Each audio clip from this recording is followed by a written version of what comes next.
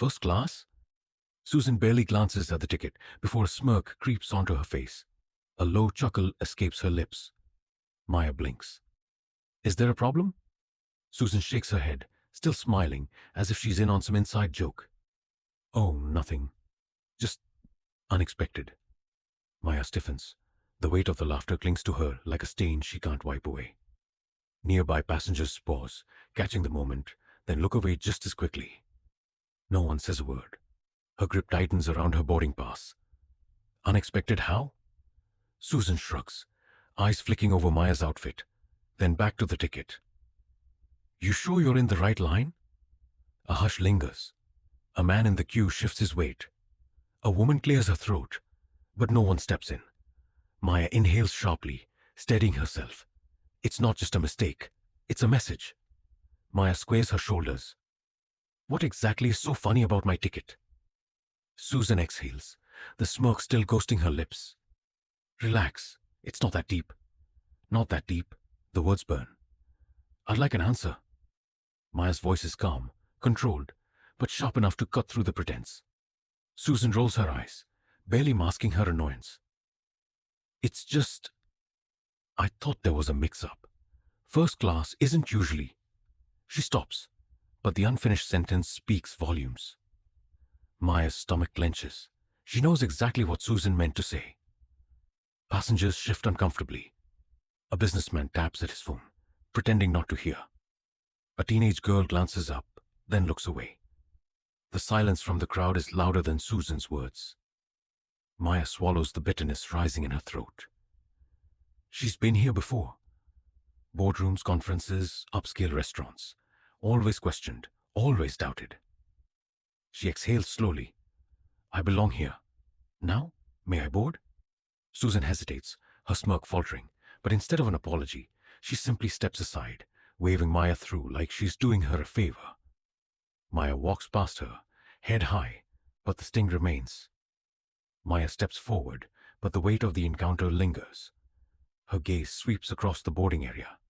A suited man fixes his tie, avoiding her eyes. A woman grips her carry-on tighter, shifting her stance. Another passenger glances between Maya and Susan, curiosity flickering in her expression, but she says nothing. Not one voice, not one objection. Maya's fingers curl around the strap of her bag. This isn't just about Susan. It never is.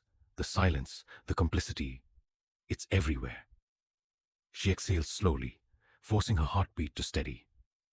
She's learned not to expect support in these moments, but that doesn't make it any less exhausting. As she walks toward her seat, she reminds herself their silence is not her burden. Maya slides into seat 1A, her body tense, mind racing. She should report this. Should she? Will they even care? She exhales, pressing her fingers against her temples. A low voice beside her interrupts her thoughts. That was something. She turns. The man next to her has just removed his sunglasses, his face now fully visible. Recognition flickers in her mind, but before she can place it, he continues. I don't usually interfere, but that was ridiculous. His tone is even, but there's an edge to it, one of quiet authority. Maya studies him, the pieces clicking into place. Michael Langston, the billionaire CEO, a man whose name alone commands respect. She's not sure whether to feel relief or skepticism. Either way, Susan has no idea what's coming. For the first time since stepping on this plane, Maya feels something shift. This isn't over, not yet. Miss Carter, are you sure you're the founder? Maya had lost count of how many times she'd heard that question. Each time, it carried the same unspoken message. Someone like you couldn't have built this. She had spent years proving them wrong. In tech boardrooms dominated by men who barely acknowledged her presence until she spoke, she had learned to command respect. Investors hesitated when they saw her name on a pitch deck, only to scramble once they realized the brilliance behind her ideas. Maya Carter wasn't just successful, she was undeniable. Yet, success had never been a shield. It had never stopped the second glances, the dismissive tones, the assumptions that she was in the wrong place. She had learned to brush it off, to focus on what truly mattered. But some days, the weight of it all settled deep in her chest. Today was one of those days. First class wasn't about luxury. It was about claiming space.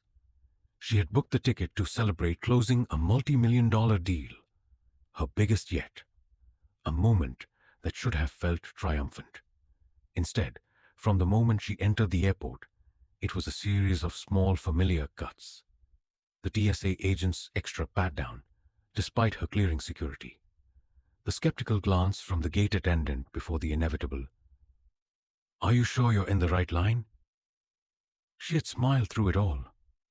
She was used to this. But then, Susan's laugh. A short, breathy chuckle that cut sharper than words. A sound soaked in disbelief, amusement, dismissal. Maya felt it land in her chest, a burning reminder that to some, she would always be out of place. Maya stared at the seat in front of her, jaw tight, fingers curled around the armrest. Stay calm, breathe. But calm was a luxury she couldn't afford. Not after everything. She had spent years navigating spaces that weren't built for her, learning the unspoken rules, swallowing her frustration just to keep moving forward. But here, in this first-class seat she had paid for, the weight of it all pressed down harder than ever. She thought of the investor who had assumed she was an assistant, asking her to fetch coffee before realizing she was the one leading the meeting. The security guard who had followed her through a high-end store, only backing off when she pulled out a platinum credit card. The junior employee, a white man who had been mistaken for her boss at her own company. A lifetime of moments, of reminders, and now a flight attendant's laughter. Maya unclenched her fists, exhaling slowly. She wouldn't cause a scene, not yet, but the storm inside her had already started brewing, and this time she wouldn't let it pass. "Welcome aboard, Mr. Livingston." Susan's voice is light, almost musical, as she hands the white businessman a drink menu with both hands, her smile warm and effortless. Maya steps forward. No greeting, no smile. Just a quick impersonal nod as Susan turns away without another word. The shift is unmistakable. A full performance for him. A cold transaction for her. Maya feels the weight of it instantly. A sharp contrast she's all too familiar with. She glances at the businessman, oblivious, already flipping through the menu. Around her, no one reacts. She presses her lips together, forcing a neutral expression. It's small, but it's deliberate, and she knows. It won't be the last flight before this flight is over. "Excuse me, could I get a glass of water?" Maya asks, her voice polite but firm. Nothing. Susan adjusts a stack of napkins, straightens a tray. No glance, no acknowledgement. Maya shifts in her seat. Maybe she didn't hear me, she thinks. "Excuse me." Susan turns on her heel and walks off. Maya blinks, her jaw tightening. The businessman beside her scrolls through his tablet entirely unbothered. A flight attendant missing a request once is an accident. Twice, it's a message. Maya exhales sharply. She's been in this situation before. Ignored in meetings, spoken over in boardrooms. She's learned to pick her battles, but something about this moment burns deeper. Was it a coincidence? Or calculated indifference? She glances around. A few passengers look her way but quickly avert their gazes. No one wants to get involved. She inhales through her nose, slow and measured. This isn't paranoia. It's happening. And she's tired of pretending it isn't. Moments later, Susan reappears, beaming. "Can I get you anything else, Mr. Livingston?" Maya watches as the businessman barely looks up, murmuring, "Just a whiskey. Neat." Susan nods eagerly. "Of course, I'll bring that right out." Maya grips the armrest so she can hear. She can respond, just selectively. Susan pivots, walking past Maya's seat without so much as a glance in her direction. Heat prickles at the back of Maya's neck.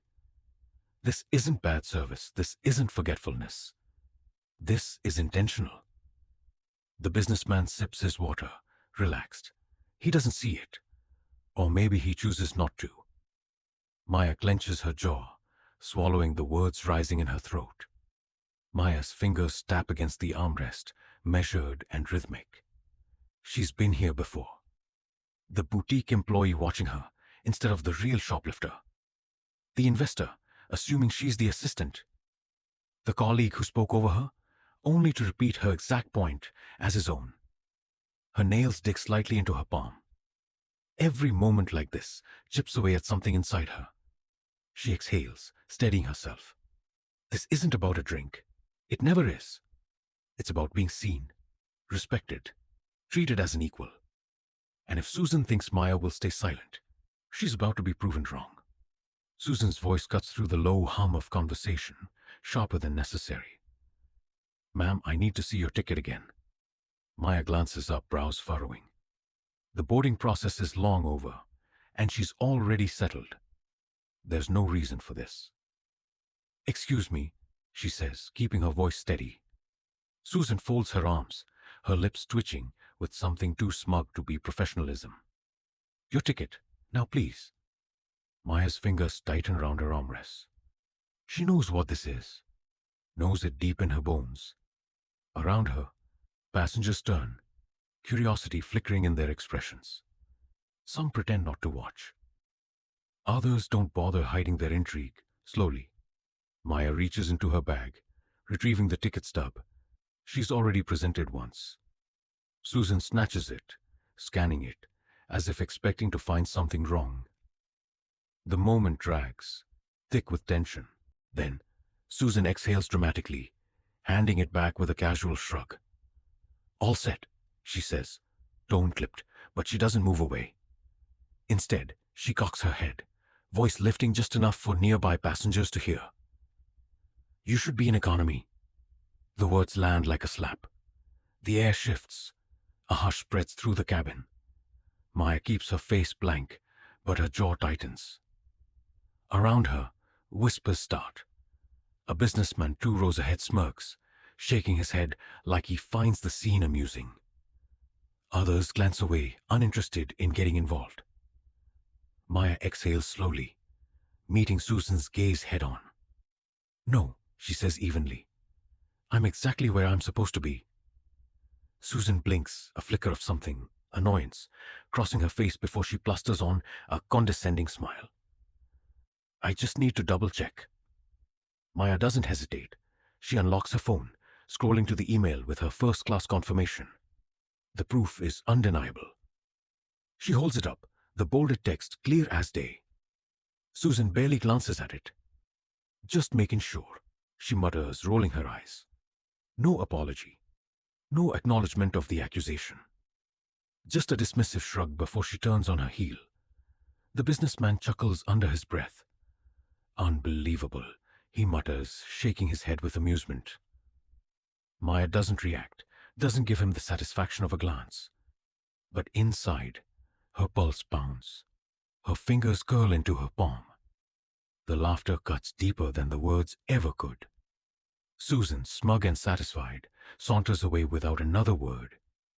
Maya forces her shoulders to relax, even as heat burns beneath her skin. Every part of her wants to demand an apology, to call out the blatant disrespect.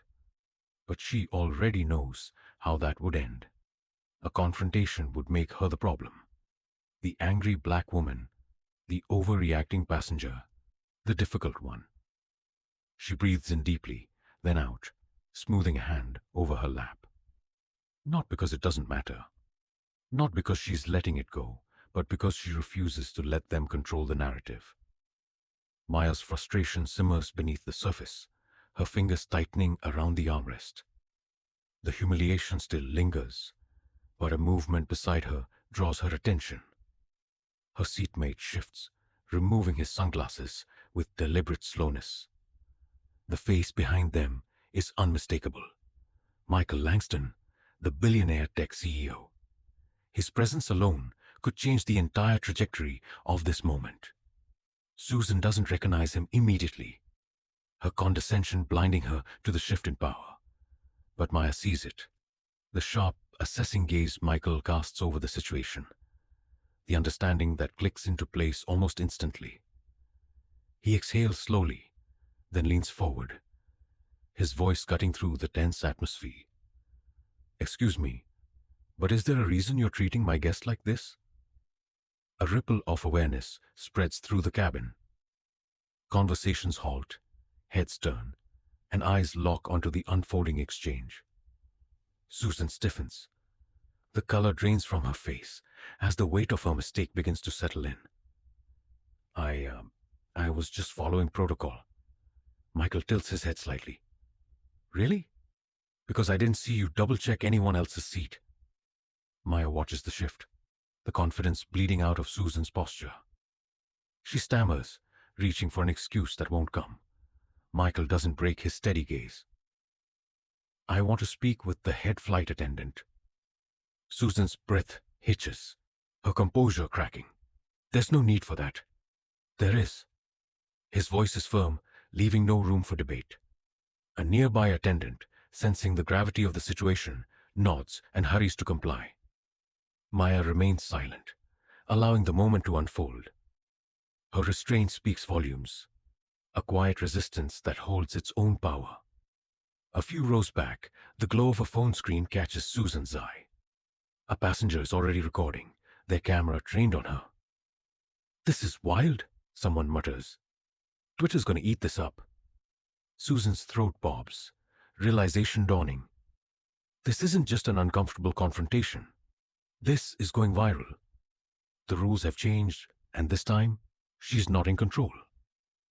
The low murmur of passengers fades as a uniformed supervisor steps into the cabin, his gaze scanning the tense scene before him. Susan shifts, trying to stand taller, but the confidence she wore so easily before now falters. Michael leans back, his voice steady but unyielding. "Your employee has been harassing my guest repeatedly." The supervisor's expression tightens. "Is this true?" A few passengers nod, some murmuring in agreement. Susan exhales sharply. "I was just making sure she was in the right seat." Michael doesn't look away. "Funny, you didn't make sure of anyone else." Maya stays silent, watching as, for once, the burden of proving herself isn't on her shoulders. The supervisor's voice is firm. "Miss Carter, please gather your belongings. You won't be continuing on this flight." Gasps ripple through the cabin. Susan blinks, her breath catching. "Wait, what?" "I was doing my job." "No," the supervisor corrects. "You were singling out a passenger without cause, and that violates our policies." She looks around for support, but the faces that once held amusement or indifference now carry something else. Recognition. The weight of consequences. A businessman in first class claps twice under his breath. Someone else mutters, "About time." Maya watches as Susan hesitates, as if waiting for someone to protest. No one does, and then, just like that, she's gone. The supervisor turns to Maya, his voice softer but still professional. "Ms. Carter's actions were unacceptable. On behalf of the airline, we sincerely apologize." Maya nods, but there's no satisfaction in it. "We'd like to offer you a first-class flight credit," he continues, "as compensation." She almost laughs. A refund, as if money could erase what just happened. Michael shakes his head, his voice carrying weight. "This won't go unnoticed." "I'll make sure of it." Maya looks at him, unsure if she's supposed to be grateful or just exhausted. As the flight finally prepares for takeoff, the sound of fingers tapping on screens fills the cabin. "This is wild," someone murmurs behind Maya. "It's already trending." A video of the confrontation circulates. Susan's accusations, Michael's intervention, the moment she's escorted off. Comments pour in. "How is this still happening? Imagine if Michael Langston wasn't there. Disgusting. Boycotting this airline." The airline releases a statement before the plane even reaches cruising altitude. Damage control, but the damage is already done. Maya exhales slowly, sinking back into her seat. The weight of it all still lingers. "You okay?" Michael asks. She nods. Yeah, but the truth is more complicated. Because today, justice came. Not because she deserved it, but because a billionaire sat beside her. And that's the part that stings the most.